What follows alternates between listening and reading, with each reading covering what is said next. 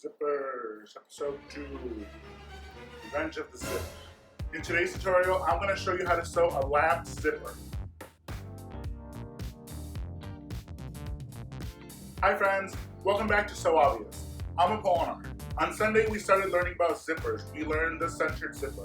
Today I'm going to show you one more type of zipper called the lapped zipper. It is similar to the centered zipper, but it's kind of shifted off to the side. It is one of the most professional looking zippers that you can use when creating your own clothing. It is used in skirts, pants, dresses, especially anything that would have a zipper on the side. Make sure you come back and check some of my future videos because I'm also going to be teaching you how to do an invisible zipper, an exposed zipper, and yes, even doing a zipper by hand. I'm just tired of stabbing myself. Lap zippers are started the same way that centered zippers are. We have to start by making a seam, and before we make that seam we have to figure out where our zipper stop is going to be. What's nice about the lap zipper is that we can position it in a way that the zipper pull will not get in the way. So if you put it like this, that's perfectly fine. Because lap zippers are usually placed right where the waistband or where a facing would be. So we would actually end up cutting off this part of the zipper once we move the zipper pull down. Now, because you usually do cut off the top, you want to make sure that you get a zipper that is a little bit longer than what the seam is going to be. So if you want a zipper that's going to be, let's say, 8 inches long, you have to get a zipper that's at least 10 or 11 inches since you're going to be cutting part of it off. So I'm going to position my zipper here, and I'm going to mark on my fabric just below the zipper pull. And now I'm going to put a notch where that mark is, so I know where to stop sewing. So since I know my zipper is going to be on this side, I only have to sew from this end up to the notch. I'm going to sew a regular stitch at a 1-inch seam allowance, and then we're going to come back and press it open. Here I have the 1-inch seam allowance sewn up to the point where I notched it. Now we're going to press it open, but we are not going to press both sides open, but we're not going to press it open like we regularly would push, where we push both sides equally. What we're going to do is we're going to press one side normally for the full inch seam allowance. So let's go ahead and do that. Okay, so there we have that side. Now this side, even though we sewed it at a 1-inch seam allowance, we're going to press it open at 3/4 of an inch. And that is going to create a little bit of a lip underneath this other side.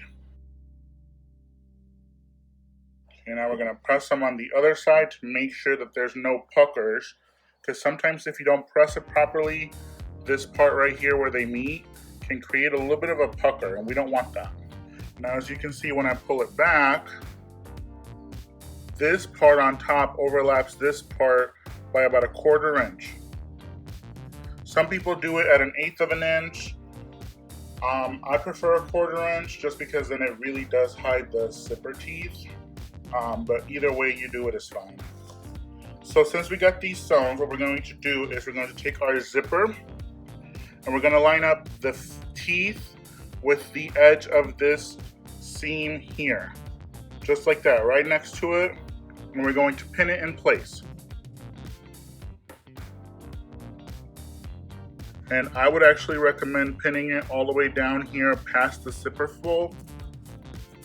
And we're actually still going to sew up until about that point where the pin is. It helps us strengthen the zipper. And now we're going to go to our sewing machine. So we're going to switch our regular straight foot for our zipper foot. And if you have to change the needle position on your machine, be sure to do that. We're going to line up our zipper foot with the teeth of the zipper. And as you can see, the teeth are right underneath that groove. That's where you want them. You want them to be as close as possible without going through the teeth. And then we're just going to sew straight across.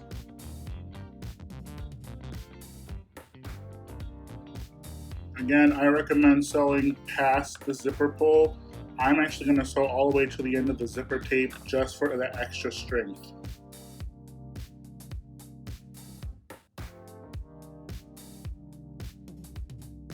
Here we have half of the zipper already put in. Now we're going to go back to our work table. Here we have one side done.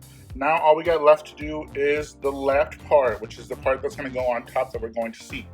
Now for this one, there's different ways that people do it. Some people take a piece of Scotch tape, tape it right there, and then they follow the Scotch tape to sew across it. Some people just measure 1/2 inch and that's where they sew it. That's actually what I'm going to do. And that's what I'm going to do. I'm going to use my ruler to measure 6/8 of an inch because I did a 1 inch seam allowance. And I'm going to mark it. And then you're gonna feel for your zipper pull, which mine is about right there. And you're going to do about a 1/4 of an inch underneath it and do a cross. So we're gonna go back to our sewing machine. Sew from here, across, put our needle down, turn our work, and then we're gonna follow it all the way down this way. But before we do that, we're going to pin it in place so that it doesn't move on us.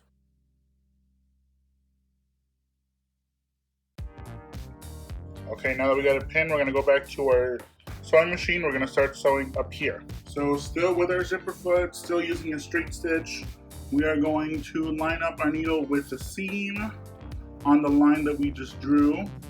Now because this is such a small space, you can do it by hand or you can do it really slowly. If you're feeling lucky, I guess you can just do it like I'm gonna do it and pray for the best.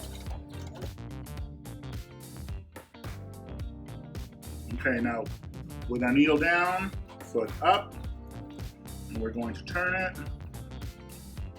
And now we're gonna keep on going straight down this way.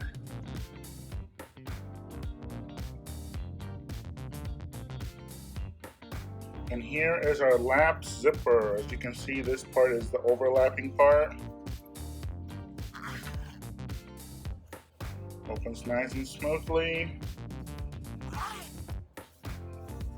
This is great for skirts, pants, especially anything that has a seam on the side. In my opinion, this is probably the most professional looking of all the zippers, especially for beginner sewers. Okay friends, if you liked today's video, make sure that you like, comment, share, subscribe, and ring the bell. You can also follow me on Instagram on @apollylook. There, I like to post some of my projects and upcoming videos that I have on this channel. If you didn't like the video, what are you still doing? Okay, bye.